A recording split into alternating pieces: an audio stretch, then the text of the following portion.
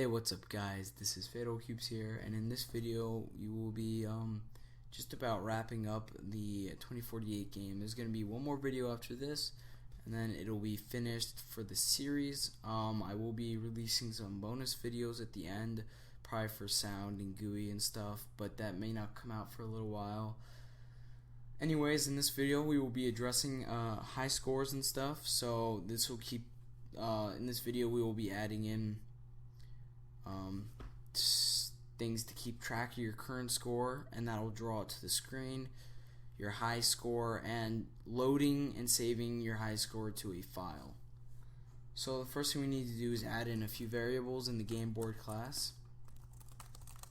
You need an integer to keep track of your score, as well as an integer to keep track of your high score, which will be loaded from a file, and a private font, the font of the score that we're going to be using for drawing. Import that. Alright, we need two more variables, and this is for saving stuff. We need a string for the save data path, so this is basically the path to the folder to where we're going to save it, as well as a file name. And we're just going to name the folder save data. You could make it save data .text or .save or something, and then encrypt the file.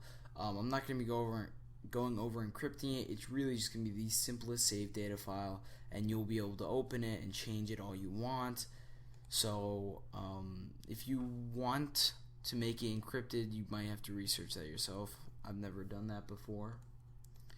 But anyways, in the constructor, make a try catch here. This is going to be for creating for getting your save data path. Now print, a lot of lag there for some reason. Anyways, there's two ways you can go about doing this. One way is to do this: save data path equals the gameboard.class.getProtectionDomain.getCodeSource.getLocation.toURI.getPath. Now, this is a lot of consecutive. What is this error here? Save data path. Alright, this is a lot of consecutive method callings. Basically, once you put this in a jar file, you cannot save and load things from within a jar. So what this will do is it'll say, well, wherever the user is going to run their jar file from, if it's from their desktop, their documents folder, wherever it is, get that location and put the save data file next to it. So if you run it on your desktop, you will get a save data file on your desktop. Now this is one way to do it, or you could do something like this.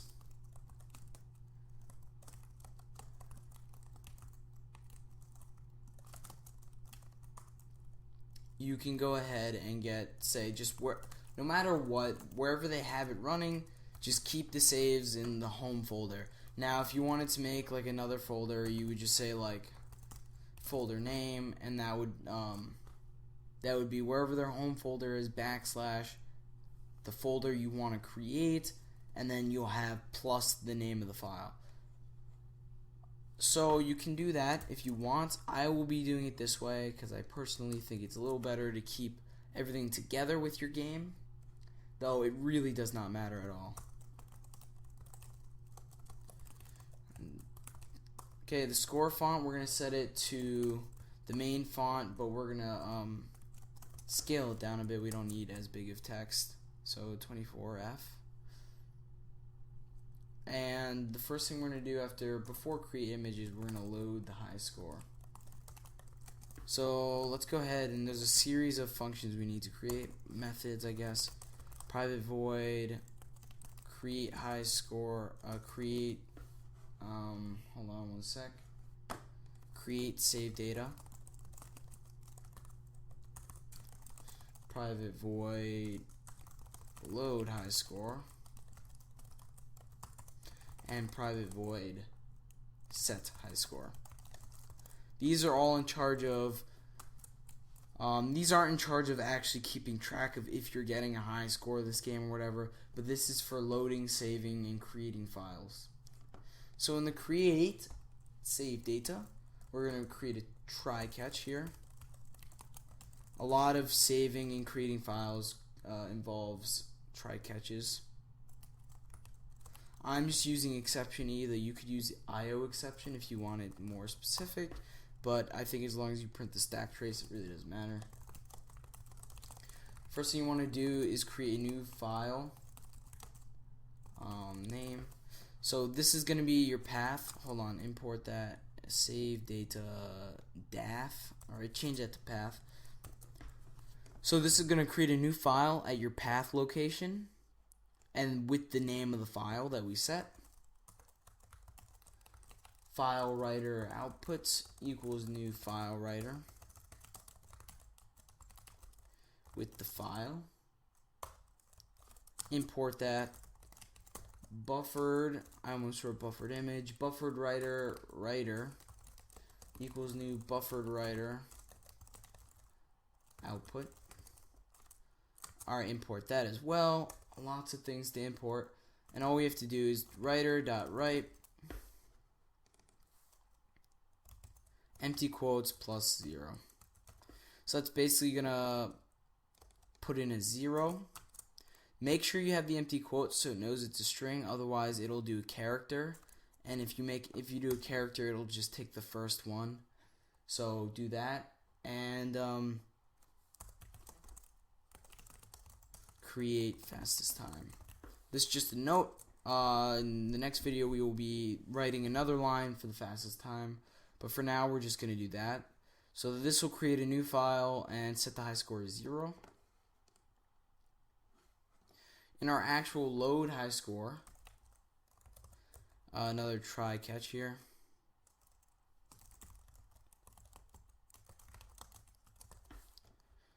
Alright, and in this one we're going to check to see if the file exists. So do the save data path and the file name. All you have to do is, as long as f dot is a file, well, if f is not a file, so basically if this file does not exist, then we want to create the save data. And then after, if it does exist, it's just going to skip over that. Otherwise, it's going to create it, and then we're going to read it. So buffered reader equals new buffered reader new input stream reader new files input stream f. Yes, it requires all of that. So go ahead and import all of that there, and that is how much trouble you have to go through to just create a buffer reader. But you can condense it all, put it like that, and all you have to do is say, well, the high score is going to be equal to integer.parseInt reader.readLine. Alright, then you want to read fastest time reader.close. Alright, I forgot to close the writer here, writer.close, so add that in. Alright, so print the stack trace just in case, and let's move on to set high score. So set high score is just going to write, so we're going to create a file writer out here called output equal to null. Another try catch.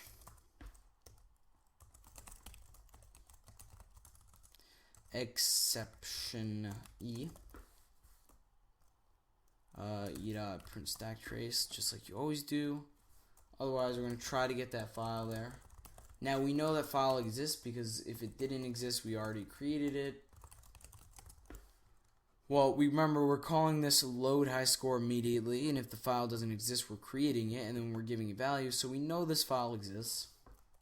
You could just do just in case if f.isFile, if f isn't a file, then create it.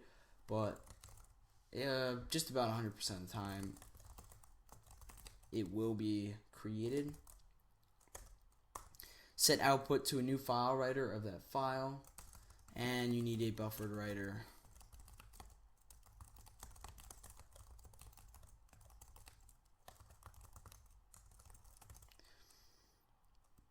Alright. If the score is greater than the high score,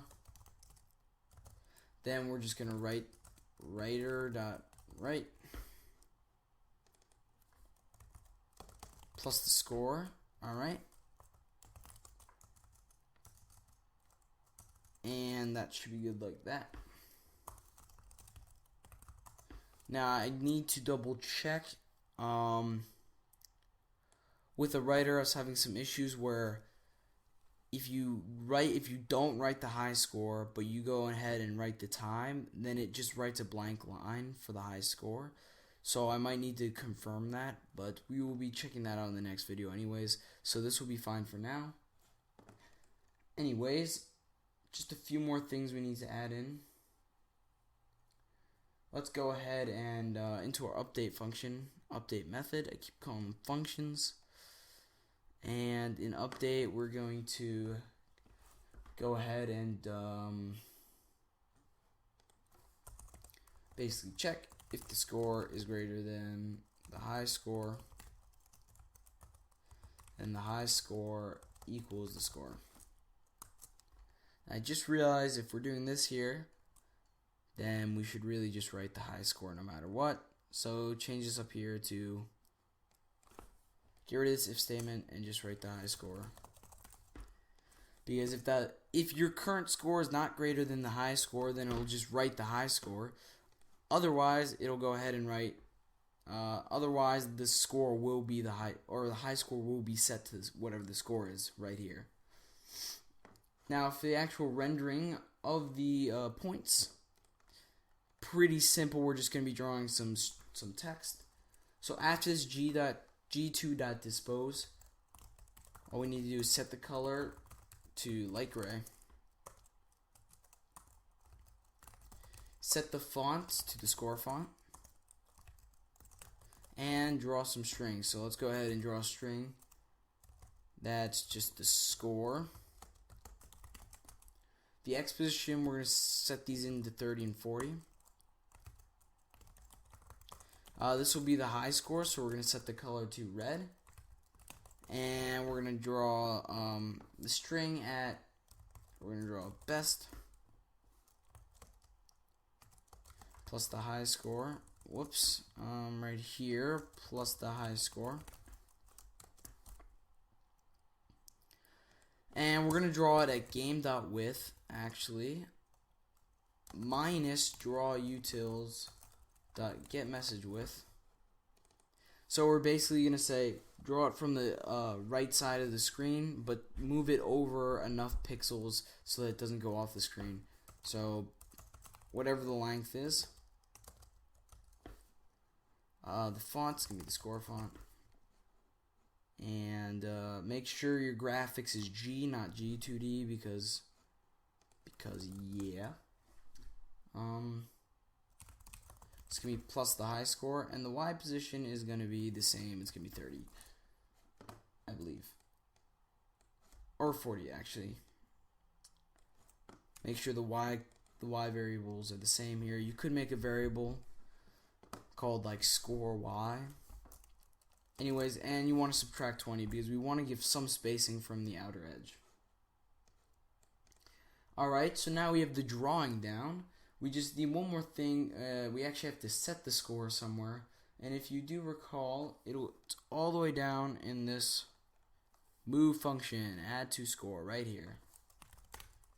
So in the combine, when there's combining happening, we just gotta combine at the new row, new call, dot get value, plus equal that to the score. And I think that's just about it. I think we're ready to go ahead and test this out. One more thing, under check dead, uncomment this, and we don't actually need the score there. I change that. We just need to set the high score, and yeah, that should be good to go. Now I'm gonna go ahead and open up this,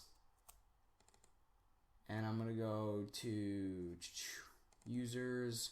I know you can't see this right now, but I'm gonna show you what it's actually doing. So I'm going over and heading over to my workspace and my 2048. If you go to bin, you should see one folder called com. So right over here, see that? Just go ahead and head over there. And what you can do is, let's run this.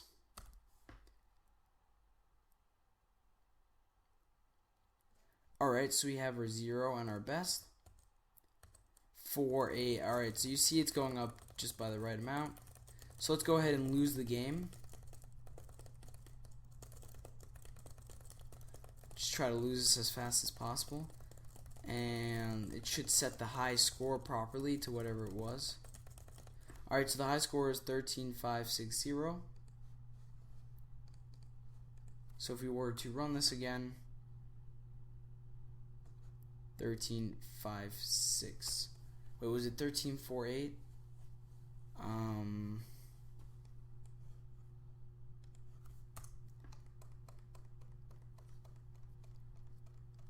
Hold on, just change this one thing. If the score is greater than or equal to the high score, we want to set that. And I'm going to actually debug this issue in a moment. But one thing is, if you check this out, you see there's now a save data which you can edit. And there it is, 1348. I'm going to go ahead and figure that out, why that's doing that, and I guess I'll see you guys there when it's fixed. Hey guys, I'm back, and so this is a very strange issue to me because I tried it like 3 more times and I didn't, and it worked perfectly. So I can't help you. I don't know what the issue is right now. If I do figure it out, I will post the fix to it in the next video. But I do want to just get this video out. So if you figure out the issue, please email me or send me it in one of the comments. I really want to know what it is. And I guess I'll see you in the next video. Bye.